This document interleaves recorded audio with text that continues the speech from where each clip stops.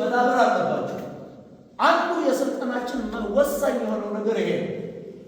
ይሄ የዶ ጽንሰ ሀሳብ ነው። ቴኳንዶ ነው የምንሰራው። ቴኳንዶ እግራችን ይንቀሳቀሳል፣ ይሰራል መስራት ያለበትን። እጃችን ይንቀሳቀሳል፣ ይሰራል መስራት ያለበትን። ይሄን ማወራላችሁ ነገር የዶ ጽንሰ ሀሳብ ይባላል።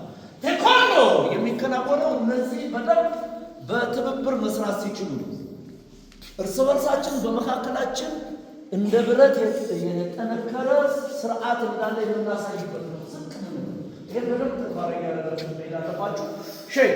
አሁን ማንም ሰው ቦታው መጥፋት የለበትም። ሼክ ወደ ኋላ ትበተናላችሁ፣ ትንቀሳቀሳላችሁ። ማንም መቆም የለበትም። ከዛ ተሰበሰቡ ቦታችሁን ትይዛላችሁ። ሄጆት